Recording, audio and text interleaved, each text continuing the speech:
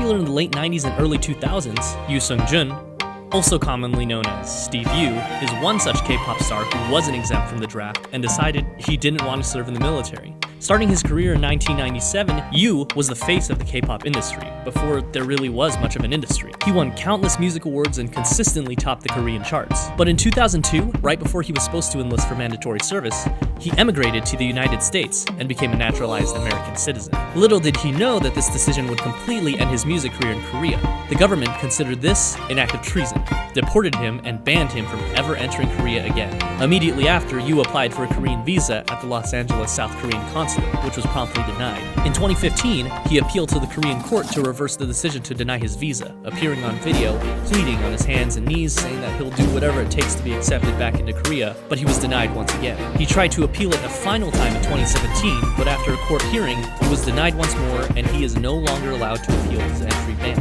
Miraculously, in 2019, the Korean Supreme Court sent Yoo's previously closed case back to the Seoul High Court to review, stating that the law has no restrictions preventing Steve Yoo from visiting South Korea. Soon after, an appeals court reversed its earlier decision in favor of Yoo, which could eventually allow him back into South Korea if all goes well with the Seoul High Court. This remains to be seen, however, and despite being banned 18 years ago, evading military service is so looked down upon by the Korean public that 70% of Koreans still believe Yoo should be banned forever.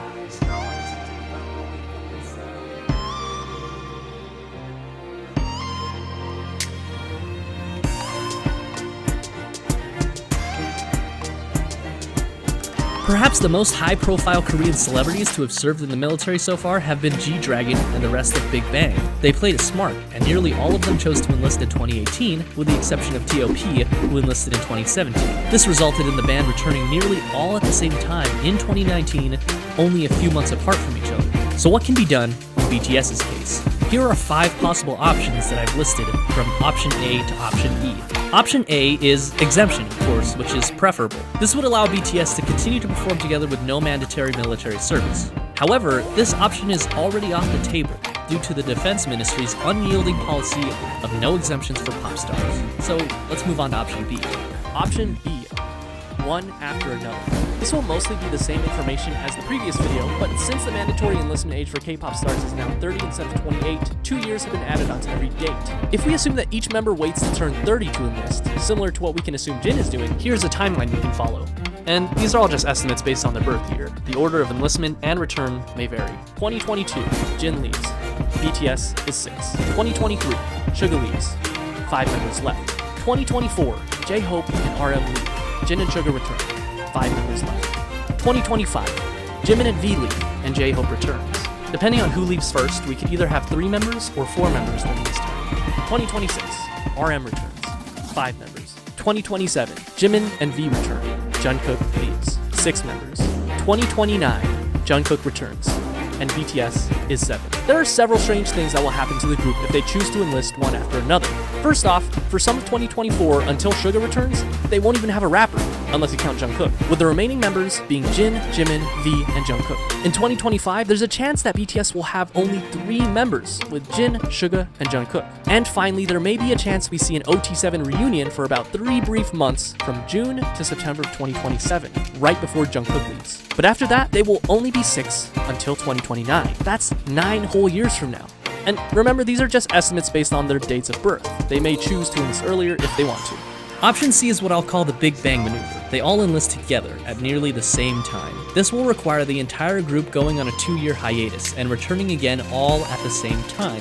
It was possible for Big Bang considering that all 4 members were born within 3 years of each other. But with BTS having 7 members that have an age range of 6 years, it just seems like a lot to ask considering that the youngest member, Jungkook, will only be 25 by the time Jin needs to enlist. And while it's possible, consider that Jungkook will continue to be a talented artist even if the rest of BTS is not present. He would be missing out on the freedom to experiment, see great potential personal growth, and pursue solo projects during this time.